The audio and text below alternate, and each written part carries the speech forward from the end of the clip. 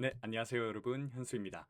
오늘 영상에서 다뤄볼 내용은 델타 레이크라고 하는 데이터브릭스 회사에서 개발한 데이터를 관리할 수 있는 오픈소스 도구에 대해서 알아볼까 합니다.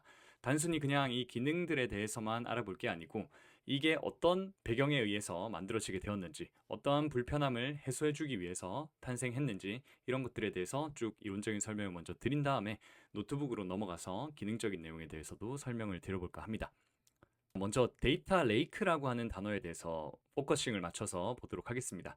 자, 데이터 레이크는 원천 데이터를 거의 가공하지 않고 쌓아두는 저장소 계층을 데이터 레이크라고 하죠. 그래서 정형 데이터든 비정형 데이터든 상관없이 일반적으로 다 저장을 하게 되고요. 보통 이 데이터 레이크 계층으로 사용되는 저장소에는 클라우드 객체 저장소가 많이 쓰이죠. AWS S3라든지 구글 클라우드 스토리지라든지 애저의 ADLS 같은 클라우드의 객체 저장소들이 데이터 레이크 계층으로 많이 사용이 되고요. 이 저장소들의 가장 큰 장점은 뭐냐면 대용량 데이터를 굉장히 저렴하게 저장을 할 수가 있죠. 이때 저장은 파켓이라고 하는 컬럼 기반 파일 포맷으로 많이 저장이 되고요.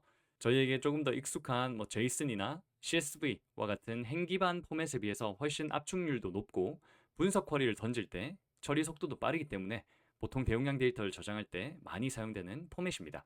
자, 이런 데이터 레이크는 대용량 데이터를 저렴하게 저장해서 어떠한 포맷이든 한 대에 다 모아둘 수가 있다라고 하는 굉장히 큰 장점이 있는데 그 반대로 단점도 존재를 하죠. 어떤 단점이냐면 한마디로 그냥 파일로 저장하기 때문에 생기는 단점입니다. 자, 몇 가지를 예로 들어볼게요. 자, 첫 번째로 데이터 수정이 힘듭니다. 데이터베이스라면 업데이트나 인서트와 같은 쿼리를 통해서 행 단위의 데이터 수정이 가능하죠. 하지만 파일로 저장된 데이터들은 그게 안 되죠. 그래서 파일을 통째로 다시 덮어 쓴다거나 행 한 개 고치자고 기가바이트짜리 파켓 파일을 새롭게 만들어야 되는 그런 귀찮음이 생길 수가 있는 거예요. 자, 두 번째는 동시성 대응이 힘들다는 겁니다. 누가 데이터를 쓰는 와중에 다른 사람이 그 데이터를 읽거나 아니면 또 똑같이 수정을 한다. 그런 경우에는 어떻게 될까요? 데이터베이스라면 트랜잭션 대응이 되기 때문에 동시에 들어오는 수정 작업에 대해서 중복되지 않고 깔끔하게 대응이 가능한데 파일에는 그런 개념이 전혀 없죠. 그래서 이렇게 동시에 수정이 일어나다 보면 읽는 쪽에서 깨진 상태의 데이터를 볼 수도 있고요. 두 명이 동시에 쓰면 어떤 작업이 더 먼저 쓰일지 이런 것들에 대해서 보장이 되지가 않습니다. 자, 그 다음 세 번째는 롤백이 불가능하다는 것이죠. 작업이 진행되다가 중간에 모종의 이유로 작업이 중단이 되었습니다. 자, 그럴 때 파일로 관리되고 있는 데이터라면 쓰다만 파일이 그대로 남아 있거든요. 하지만 데이터베이스라면 그냥 롤백하면 그 작업 되기 이전으로 돌아가기 때문에 애매하게 작업이 된 것도 아니고 안 된 것도 아닌 그런 상태가 있을 수가 없죠. 하지만 파일로 데이터를 관리를 하다 보면 중간에 작업이 중단이 되었을 때 애매하게 작업되던 데이터가 남아 있는 경우가 생길 수가 있다는 거예요. 그리고 나서 그 데이터를 제거하고자 할 때 원활하게 롤백하기도 힘들고요. 그래서 파일 기반으로 데이터를 저장하는 전통적인 데이터 레이크에서는 데이터베이스에서 가능한 롤백이나 업데이트, 딜리트, 인서트 등의 작업이 안전하게 이루어지지가 않습니다. 조금 더 나아가서 스키마 관리도 마찬가지죠. 그냥 파일이니까 누가 컬럼을 잘못된 타입으로 넣거나 아니면 새로운 컬럼을 막 추가해서 덮어 써버리더라도 막을 방법이 없겠죠. 그래서 데이터 품질 관리가 굉장히 힘들어질 수가 있다, 까다로워질 수가 있다라고 하는 단점이 생깁니다. 자, 이번에는 데이터 웨어하우스로 한번 가보도록 하겠습니다. 이러한 단점들을 해소하고자 정형화된 데이터를 테이블의 형태로 깔끔하게 관리하는 저장소를 데이터 웨어하우스라고 하는데 대표적인 서비스들에는 구글 빅쿼리나 AWS 레드시프트 그리고 스노우플레이크 같은 것들이 있습니다. 자, 이 데이터 웨어하우스의 장점은 첫 번째로 관리가 쉽습니다. 그리고 데이터 레이크에서는 안 되는 업데이트나 딜리트, 인서트, 롤백과 같이 데이터를 수정해야 되는 상황에서 굉장히 용이하고 원활하게 대처할 수가 있고요. 그리고 정형화된 형태로 깔끔하게 저장되어 있으니까 태블로나 루커나 파워 BI 같은 시각화 도구들에 연결해서 분석하기 굉장히 좋은 형태로 이미 데이터가 정형화되어서 깔끔하게 처리가 되어서 저장이 되어 있는 거예요. 자, 그래서 한마디로 데이터베이스에서 관리하는 테이블이라고 생각하시면 됩니다. 데이터 웨어하우스 저장소에 저장된 데이터들은 테이블과 거의 비슷한 형태의 정형화된 형태로 관리가 되기 때문에 이러한 장점들을 가지게 되는데 반면에 뚜렷한 단점도 있습니다. 첫 번째는 대용량 데이터 저장 시에 상대적으로 비싼 요금이에요. 대용량으로 저장하기에 용이하도록 만들어진 클라우드 객체 저장소에 비해서는 단위 용량당 요금이 훨씬 더 비쌀 수밖에 없고요. 자, 두 번째는 비정형 데이터를 다루기가 어렵다는 겁니다.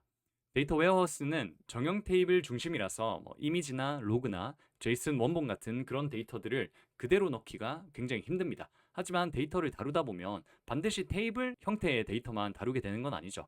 PDF나 이미지나 텍스트 형태의 자연어들이 들어간 비정형 형태의 데이터도 다 같이 다뤄야 되는 경우가 생기는데, 그런 경우에 있어서 이 데이터 웨어하우스 저장소는 대응하기가 조금 힘들다라는 것이죠. 자, 세 번째 단점은 벤더 락인이 비교적 강하다는 거예요. 그래서 빅쿼리에 넣은 데이터는 빅쿼리 안에서만 거의 대부분 다루게 되고요. AWS 레드시프트도 그 솔루션 안에서 보통은 많이 다루게 되죠. 당연히 어떤 커넥터들을 연결해서 그 데이터를 다른 쪽으로 이동을 시켜가지고 다른 솔루션에서 빅쿼리에 들어가 있는 데이터를 다룰 수도 있겠지만, 파켓이라고 하는 파일 형태로 저장된 데이터와 비교했을 때 테이블 형태로 저장되어서 관리되는 데이터들은 아무래도 다른 솔루션들에서 똑같은 데이터를 바라보면서 다루기가 상대적으로 더 힘들다는 것이죠. 네. 그래서 파켓 파일 같은 경우는 S3에 저장되어 있다고 하더라도 그냥 파일 형태이기 때문에 다운로드를 받아가지고 다른 솔루션들에 업로드 시키거나 그럴 수가 있겠지만, 테이블로 관리가 된다고 한다면 그러기가 상대적으로 더 어렵겠죠. 그래서 벤더 락인이 더 강해질 수가 있다라고 하는 단점 아닌 단점이 있을 수가 있는 것입니다. 자, 그럼 정리해 보도록 하겠습니다. 제가 방금 설명한 두 가지 저장소의 종류가 이렇게 되는데, 데이터 레이크 같은 경우는 싸고 대용량 데이터 저장하기에 굉장히 용이한데 데이터의 수정이나 동시 작업이 위험하고 그거에 대한 관리가 어렵다라고 하는 단점이 있고요. 데이터 웨어하우스 같은 경우는 정형화된 형태로 데이터를 관리하기 때문에 관리도 잘 되고 데이터 작업도 안전한 데에 비해서 요금이 훨씬 비쌀 수가 있고, 비정형 데이터를 다루거나 아니면 머신러닝이나 딥러닝 같은 ML 워크플로우에 사용할 데이터들을 관리하기에는 비싸고 한계점이 있다라고 하는 단점이 있죠. 자, 그러면 자연스럽게 이러한 욕심이 생깁니다. 이 둘의 장점만을 좀 가져와 가지고 합칠 수는 없을까라고 하는 생각이 자연스럽게 들게 되죠. 데이터 레이크의 저렴함과 유연한 저장소를 그대로 쓰면서 그 위에 데이터 웨어하우스의 안전한 데이터 관리 능력도 얹을 수 있다면 금상첨화겠죠. 자, 이러한 니즈로 탄생한 게 바로 오픈 테이블 포맷이라고 하는 데이터 관리 형태입니다. 자, 이 오픈 테이블 포맷이라는 것에 대해서 한마디로 정의를 하자면 파켓 형태로 관리되고 있는 데이터에 메타데이터 레이어를 얹은 파일 관리 기술이다라고 생각을 해주시면 되겠습니다. 그래서 기존에는 그냥 이런 파켓 파일들이 객체 저장소에 막 쌓여 있는 구조였다고 한다면, 이 쌓여 있는 구조를 관리할 수가 있는 메타데이터 계층을 하나 더 얹어 가지고 이 파켓 파일들이 쌓여오고 변화되는 과정을 쭉 추적할 수 있도록 하는 거예요. 그것들을 다 기록하는 어떤 로그 파일들이 같이 생기는 그런 구조가 되겠습니다. 자, 그래서 그림을 하나 예시로 가져오면 요 밑에 실제 데이터들이 그냥 저장이 되어 있어요. 오픈 테이블 포맷이라고 하는 기술을 쓰지 않고 그냥 일반적으로 파켓 파일 형태로 데이터를 저장을 하게 되면 이렇게 데이터가 그냥 쌓이게 되는데, 오픈 테이블 포맷으로 이 파켓 파일을 관리를 하게 되면 어떠한 차이점이 있냐면, 그 위에 이러한 메타데이터, 즉 실제 물리적인 파일들의 변화 내용을 추적하게 되는 그러한 이력들이 기록되는 계층이 하나가 더 생기는 겁니다. 그런 것들이 추적되는 계층을 하나 더 생성을 해서 같이 관리를 하는 거예요. 물리적인 파일도 그리고 메타데이터 레이어도 같이 관리를 하게 되는 겁니다. 자, 그래서 이런 식으로 파일을 관리를 하게 되면 실제 데이터는 파일로 관리가 되면서 데이터베이스에 있었던 이 ACID, 원자성, 일관성, 격리성, 지속성이라고 하는 이러한 특성들을 같이 만족시키면서 작업을 할 수가 있는 겁니다. 자, ACID 이 특성은 뭐냐면, 위에 제가 데이터 웨어하우스 말씀드리면서 장점으로 말했던 이러한 관리가 쉽고 데이터 수정이 용이하다, 이러한 성격을 데이터베이스가 가진 ACID 원칙이라고 보시면 되겠습니다. 그러니까 한마디로 오픈 테이블 포맷을 활용해서 데이터를 관리하게 되면 데이터 레이크의 장점과 데이터 웨어하우스의 장점을 둘 다 취하면서 효과적으로 데이터 관리가 가능해진다는 것이죠. 자, 그래서 이런 오픈 테이블 포맷에는 크게 세 가지 종류가 있는데요. 첫 번째는 아파치 아이스버그가 있습니다. 이것은 넷플릭스에서 개발을 했고요. 두 번째는 이번에 저희가 알아볼 델타 레이크라는 것이고 데이터브릭스에서 개발했습니다.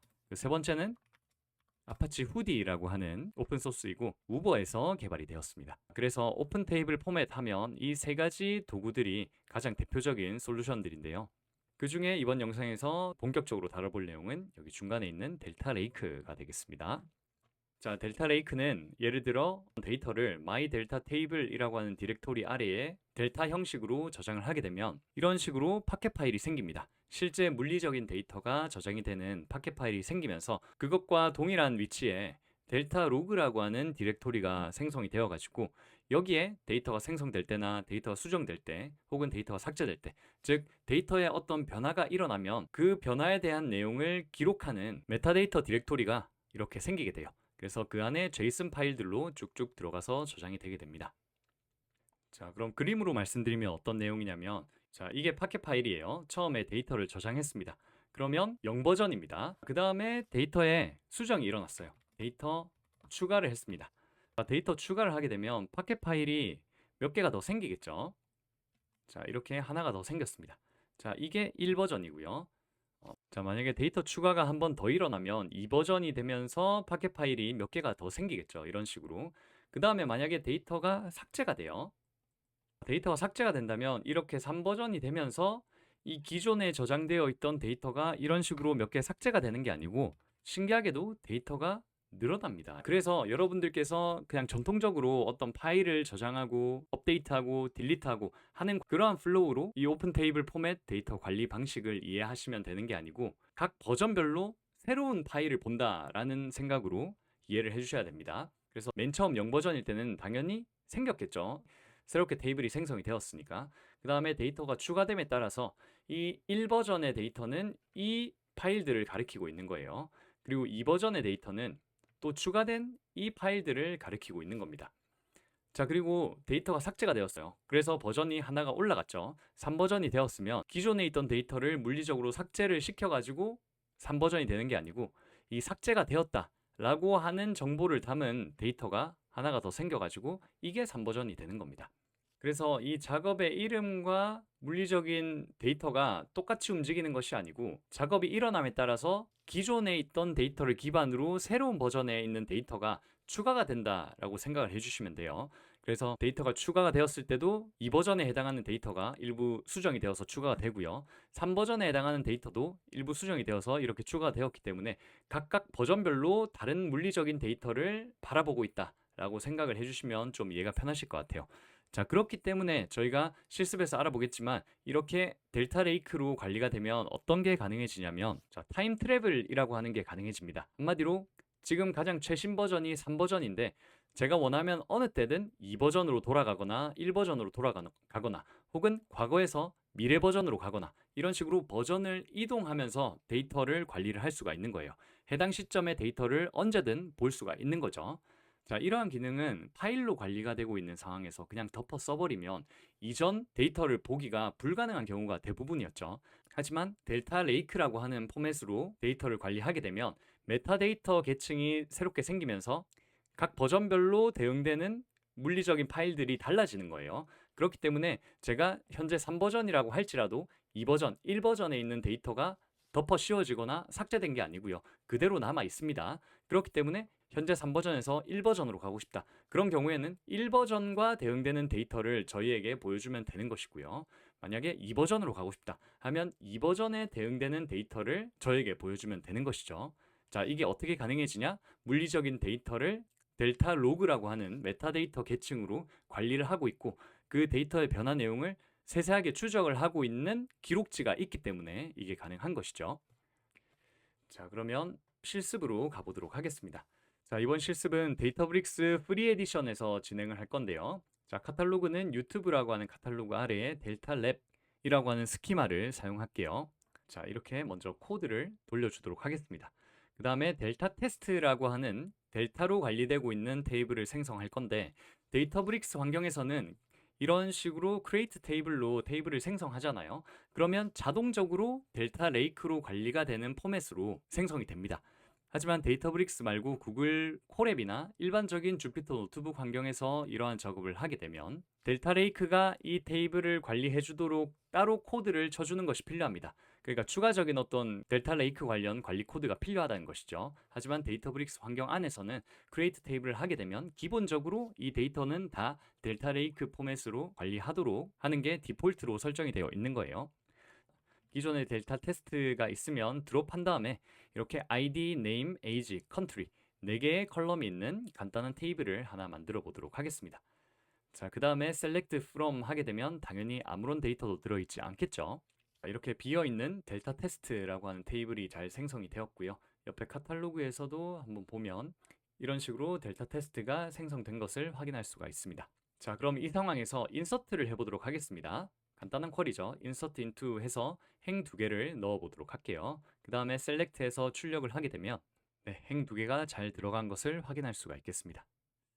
자, 그 다음에 제가 쿼리를 하나 칠 건데 뭐냐면 여기 메타데이터 파일 패스라고 하는 곳에서 델타 테스트라는 테이블의 메타데이터에서 실제 이 테이블이 물리적으로 저장된 파일의 경로를 출력하는 거예요. 자, 출력해 보도록 하겠습니다. 그렇게 되면 이 델타 테스트라고 하는 테이블이 만들어졌고 요 안에 물리적인 어떤 데이터가 인서트로 저장이 되었죠. 이 저장이 된 게 파켓 파일 형식으로 물리적으로 저장이 된 겁니다. 그 물리적으로 저장된 파켓 파일의 경로가 이렇게 나온 거예요.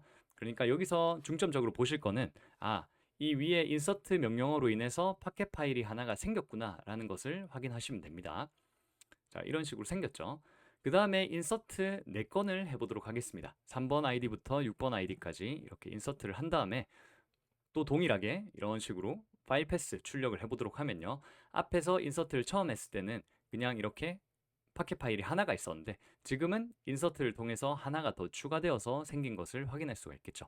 그래서 여기는 아이디가 1번, 2번인 것들에 대한 데이터가 저장이 되어 있을 것이고요. 밑에 파켓 파일에서는 아이디가 3, 4, 5, 6번인 데이터가 저장이 되어 있겠죠. 자, 그 다음에는 히스토리를 조회해 보도록 하겠습니다. 저희가 지금까지 한 게 뭐냐면 테이블 생성, 그리고 데이터 삽입, 그 다음에 또 데이터 삽입 이렇게 했죠. 그래서 크게는 테이블에 대해서 변화가 1번, 2번, 3번 일어났어요. 그 변화에 대한 기록을 출력하는 코드가 되겠습니다. 자, 이렇게 보면 맨 처음 생성이 되었을 때 create table 오퍼레이션이 되면서 0버전이 생성이 되었고요. 그 다음에 인서트를 2번 했잖아요. 그게 각각 1버전, 2버전 되면서 이런 식으로 데이터가 출력된 것을 확인할 수가 있겠습니다. 자, 여기서는 버전과 언제 변화가 일어났는지에 대한 타임스탬프를 볼 수가 있고요. 그 외에도 이 작업 관련된 다양한 메타 정보들을 볼 수가 있습니다. 그래서 여기 오퍼레이션 매트릭스에서는 몇 개의 파일이 생성이 되었는지, 몇 개의 로우가 추가가 되었는지 이런 것들에 대한 정보도 쭉 전체적으로 볼 수가 있죠. 자, 그렇기 때문에 델타 레이크를 다루면서 이 describe history 쿼리는 굉장히 많이 쓰이는 그런 형태의 SQL 쿼리가 되겠습니다. 자, 그러면 과거 시점을 조회해 보도록 할게요. 일반적인 테이블을 생각했을 때 create가 된 다음에 insert가 2번 일어나면 항상 이렇게 인서트가 2번 일어난 직후에 최신 버전의 데이터를 보게 되잖아요. 그리고 과거로 돌아갈 수가 없는 경우가 대부분인데 델타 레이크로 관리가 되고 있는 데이터의 경우에는 굉장히 간단한 코드 몇 단어만 추가를 하게 되면 과거의 데이터를 자유롭게 조회할 수가 있습니다. 자, 이거 해볼게요. 자, select 별 from 델타 테스트 하는데 버전 as of 한 다음에 여기에다가 조회할 버전을 명시를 하게 되면 해당 버전의 데이터가 보이게 됩니다. 일단 0버전 보도록 하겠습니다. 0버전 같은 경우는 생성된 초기이기 때문에 당연히 로우가 하나도 없겠죠. 자, 이런 식으로 로우가 하나도 없는 게 출력이 되었고요. 1버전으로 돌아가게 되면 로우가 2개가 있겠죠. 자, 행이 2개짜리인 테이블이 나올 거예요. 자, 이런 식으로 나왔죠. 자, 그리고 버전 as of 뿐만 아니고 타임스탬프 as of 해가지고 특정 시간을 지정을 해가지고 그 시간대에 있었던 데이터의 형상으로 돌아갈 수도 있습니다. 이거는 실습은 해보지 않겠지만 이런 문법도 같이 봐주시면 좋을 것 같고요. 버전 같은 경우는 이렇게만 쓸 수 있는 건 아니고 여기에다가 1버전으로 갈 거면 더 간단하게는 at v1 자, 이런 식으로 쓰게 되면 똑같은 결과예요. 똑같이 나오죠. 그리고 at v0라고 해서 실행을 하게 되면 이것 또한 버전 as of 0 한 것과 동일한 결과를 보여주는 것을 확인할 수가 있겠습니다. 자, 그 다음에는 데이터를 삭제해 볼게요. 자, delete from 한 다음에 country가 USA인 것들만 삭제해 보도록 하겠습니다. 자, 삭제를 하고 조회를 하면 3번, 4번 아이디의 행이 지워진 것을 확인할 수가 있겠습니다. 행 2개가 삭제가 되었네요.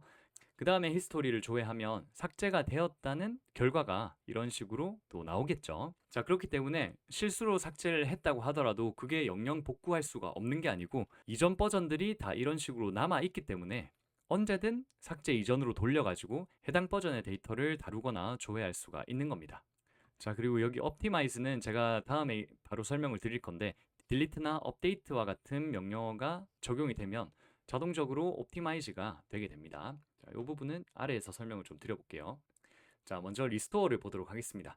자, 지금 가장 최근 시점의 데이터가 뭐냐면 딜리트한 직후에 옵티마이즈가 된 4버전의 데이터예요. 자, 그렇기 때문에 제가 그냥 select 별 from 델타 테스트 이런 식으로 SQL을 날리게 되면 항상 최근 버전의 데이터만 출력이 되겠죠. 타임 트래블 쿼리를 날리지 않는 이상은. 하지만 저는 삭제되기 전에 이 2버전을 주로 다루고 싶어요. 그냥 2버전을 가장 최신 버전으로 바꿔가지고 계속 다루고 싶습니다. 그래서 select 별 from 델타 테스트 했을 때 4버전이 아니고 2버전이 나오도록 하고 싶은 거예요. 그럴 때 할 수 있는 명령어가 restore라고 하는 명령어입니다.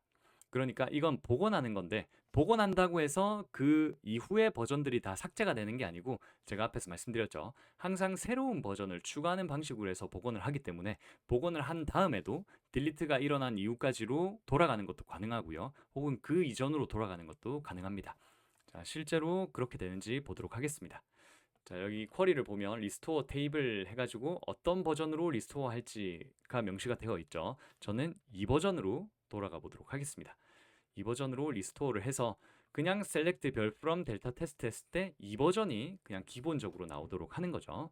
이 버전은 행이 6개 있는 테이블이었죠. 자, 이 버전으로 돌아왔습니다. USA가 삭제되기 전에 이 버전이 가장 기본 데이터가 되어서 바로 조회가 된 것을 확인할 수가 있겠고요. 자, describe history 명령어를 통해서 버전 이력들을 보게 되면 리스토어가 일어난 다음에 5버전으로 바뀐 것을 확인할 수가 있겠습니다. 자, 그렇기 때문에 제가 2버전으로 복원을 한다고 해서 그 이후에 있던 3버전, 4버전이 다 삭제가 되는 것이 아니고요. 리스토어가 된 게 새로운 버전으로 나오면서 이 2버전이 가지고 있는 데이터를 보고 가리키고 있는 거예요. 자, 그래서 물리적인 파일이 막 삭제되고 변경이 일어나고 그런 게 아니고 파일은 계속 쌓이고 있으면서 각 버전별로 바라보게 되는, 가리키고 있는 파켓 파일이 달라진다. 그런 개념으로 접근해 주시면 되겠습니다. 자, 그 다음에는 쭉쭉 인서트를 몇 개 더 해볼게요. 7번 아이디, 8번 아이디 인서트 하고요. 그 다음 9번 아이디, 10번 아이디까지 인서트를 해가지고 셀렉트로 결과물을 좀 보도록 하겠습니다. 자, 그렇게 되면 1번부터 해서 10번까지 데이터가 추가된 것을 확인할 수가 있겠죠. 자, 그 다음에 이 파일 패스에 몇 개가 쌓여 있는지 보면 이렇게 4개가 쌓여 있습니다.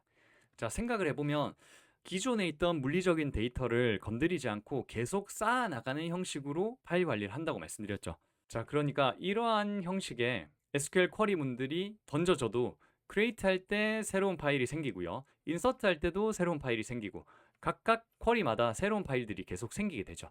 자, 그러면 만약에 그 테이블에 대해서 수정 작업이 막 몇천 건, 몇만 건 이렇게 일어났어요. 그렇게 되면 그럴 때마다 새로운 파켓 파일이 생기니까 물리적인 파켓 파일들이 엄청나게 많이 생기게 되겠죠. 특정 디렉토리 아래에. 자, 그래서 물리적인 파켓 파일들이 많이 생기게 되면 나중에는 이 데이터를 뭐 스파크로 읽거나 판다스로 읽거나 어쨌든 데이터 처리하는 도구로 읽어서 이후에 작업을 진행해야 되는데, 그 읽을 때 읽기 성능이 굉장히 많이 떨어질 수가 있습니다. 작은 파켓 파일들이 너무 많아지면. 자, 그렇기 때문에 이러한 문제를 해결할 수 있는 코드가 바로 옵티마이즈가 되겠습니다. 작은 파켓 파일을 병합하는 겁니다. 그래서 잦은 인서트나 머지나 업데이트, 딜리트와 같은 데이터 수정 쿼리들로 인해서 생긴 작은 파일들을 큰 파일 여러 개로 합쳐서 읽기 성능을 올리는 그런 작업이 되겠습니다. 자, 코드는 굉장히 간단해요.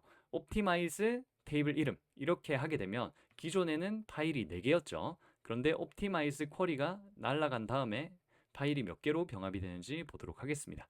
그러면 로그로 보면요. 추가된 파일은 1개, 그 다음에 삭제된 파일은 4개, 이렇게 로그가 찍힌 것을 확인할 수가 있겠습니다. 자, 그래서 실제로 삭제가 되었는지 이 메타데이터도 조회를 해보면요. 앞에서는 4개였는데 지금 병합이 되어서 하나의 파일만 있는 것을 확인할 수가 있겠습니다. 이 파일은 파티셔닝 파일 기준과 비슷해요. 그래서 최대한 128메가 단위로 되도록 병합을 하고요. 용량이 커지면 당연히 옵티마이즈를 하더라도 그거에 맞게 파일이 나뉘어 가지고 저장이 되겠죠. 지금 같은 경우는 파일 크기가 굉장히 작기 때문에 하나의 파일로 병합이 된 거겠죠. 자, 그 다음에 describe history 명령어 날리게 되면 자, 이렇게 옵티마이즈 된 것도 이력으로 남은 것을 확인할 수가 있겠습니다. 자, 앞서서도 이런 식으로 업데이트나 딜리트 명령어가 던져지면 옵티마이즈가 자동으로 일어나긴 했어요. 자, 이렇게 해서도 중간중간에 델타 레이크가 자체적으로 최적화를 시키긴 하지만 저희가 봤을 때 수동으로 최적화를 시켜야 된다. 그런 경우에는 optimize 명령어를 던져주시면 되겠습니다. 그 다음에 마지막으로 알아볼 명령어는 vacuum이라고 하는 명령어인데요. 이거는 미사용 파일을 물리적으로 삭제하는 거예요. 자, 앞에서 생각해 보면 이러한 작업들을 했을 때 파일이 삭제가 된 거는 전혀 없었어요. 크리에이트 했을 때 생기고요. 업데이트, 인서트 해서 리스토어 할 때까지 계속 파일들이 물리적으로 생기다가 옵티마이즈를 통해서 병합이 되는 거죠. 그러니까 파일이 물리적으로 삭제가 되는 건 없고 지속적으로 계속 유지가 되다가 어떤 큰 파일로 합쳐지거나 이러한 과정인데, 자, 예를 들어서 제가 어떤 데이터를 3년 동안 관리를 하고 있습니다. 그런데 거의 대부분의 작업을 최근 1년 데이터를 기반으로 작업을 해요. 그러면 최근 1년 말고 그 전에 2년치의 데이터는 거의 보질 않기 때문에 물리적으로 저장소에 그냥 저장되어 있으면서 비용만 잡아먹고 있는 거죠. 그래서 그런 것들은 그냥 삭제를 해도 무방한데, 삭제를 클릭으로 파일을 선택해서 수동으로 하지 않고 델타 레이크로 관리가 되고 있는 파일 같은 경우에는 이러한 백큐 명령어를 통해 가지고 특정 기간 이전에 생성된 파켓 형식의 파일 데이터는 물리적으로 그냥 삭제를 해버리는 그러한 작업을 던질 수가 있습니다. 그래서 vacuum은 더 이상 참조되지 않는 물리 파일을 영구 삭제하는 명령어고요. 이렇게 vacuum된 데이터는 타임 트래블을 할 수가 없어요. 예를 들면 자, 여기가 100일이에요. 그리고 나서 0일부터 50일까지 데이터는 그냥 vacuum으로 삭제를 해버린 거예요. 자, 그러면 현 시점에서 제가 예를 들어서 한 25일경의 데이터로 돌아가고 싶다. 그런 경우에는 타임 트래블이 되지가 않습니다. 왜냐하면 vacuum 명령어를 통해서 물리적으로 데이터가 삭제가 되어 버렸기 때문에 vacuum된 시점 이전으로는 타임 트래블이나 리스토어가 불가능해진다는 거예요. 자, 이거는 기본 보존 기간은 168시간, 즉 7일이고요. 그렇기 때문에 그냥 특정 테이블에 대해서 vacuum 명령어를 치게 되면 7일 이상 된 데이터는 삭제가 되는 거예요. 자, 이런 것들은 여러분들께서 그 테이블을 운영하는 상황에 따라서 유동적으로 바꾸면서 하시면 되겠고요. 실습에서는 retain 0 hours 해가지고 최근 시점 아니면 물리적인 파일들을 다 삭제를 한다라고 하는 코드로 변경해서 테스트를 해봐도 되지만, 아쉽게도 이 프리 에디션에서는 이 설정을 retain 0 hours로 바꾸는 게 적용이 되지 않기 때문에 그냥 코드로만 보도록 하겠습니다. 당연히 이렇게 설정을 바꾸는 것은 운영 환경에서는 절대 사용하면 안 되는 거겠죠. 자, 이렇게 최근 버전 빼고는 다 삭제를 시키려면 이렇게 retention duration 체크를 false로 하시면 되고요. 그 다음에는 vacuum 한 다음에 테이블 이름을 넣으시면 바로 해당 기간에 따라서 물리적인 파일 삭제가 일어나게 됩니다. 자, 이렇게 해서 델타 레이크 관련 다양한 명령어들에 대해서 실습과 함께 알아봤는데요. 델타 레이크로 관리되는 데이터에 대한 특징들을 보게 되면 모든 변경은 버전으로 남게 되고요. 이 버전을 조회하는 명령어는 describe history였습니다. 자, 그래서 이렇게 버전으로 남기 때문에 과거 시점 조회나 롤백이 가능해지는 것이고요. 롤백 기준은 버전을 기준으로 할 수도 있고 타임스탬프, 즉 변경이 일어난 시간을 기준으로 할 수도 있는 것이죠. 자, 그 다음에 변경이 계속 축적이 되어가지고 물리적인 파일들이 계속 쌓이다 보면 작은 파일들이 많이 생성이 될 수가 있는데, 읽기 성능 최적화를 위해서 작은 파일들을 통합하는 optimize라고 하는 명령어가 있고요. 그리고 특정 기간 이전 데이터를 전혀 읽지 않는다라고 한다면 vacuum 명령어를 통해서 물리적으로 클라우드 스토리지에서 삭제해버리는 이러한 명령어를 적용할 수도 있겠습니다. 그래서 이번 시간에는 델타 레이크라고 하는 주제를 잡아서 진행을 해보았고요. 데이터 레이크, 데이터 웨어하우스 이 두 가지로 시작을 해서 오픈 테이블 포맷이 왜 탄생을 하게 되었고, 그 포맷 중에 하나인 델타 레이크는 어떠한 특징이 있고 코드적으로는 어떻게 다룰 수가 있는지 전반적으로 알아보는 영상을 찍어봤습니다. 자, 한 가지 더 말씀드리고 싶은 거는 제가 이번 실습에서는 SQL로만 델타 레이크 기능을 다뤄봤는데 SQL뿐만 아니고 아파치 스파크 그리고 파이썬으로, 즉 델타 레이크 SDK를 사용하는 거죠. 파이썬으로도 다룰 수가 있으니까 참고해 주시길 바라겠습니다. 네, 그래서 이번 영상이 델타 레이크라고 하는 오픈소스 파일 관리 포맷에 대해서 더 잘 이해할 수 있는 시간이 되셨길 바라고요. 다음에도 도움되고 좋은 영상으로 찾아오도록 하겠습니다. 영상 봐주셔서 감사드립니다.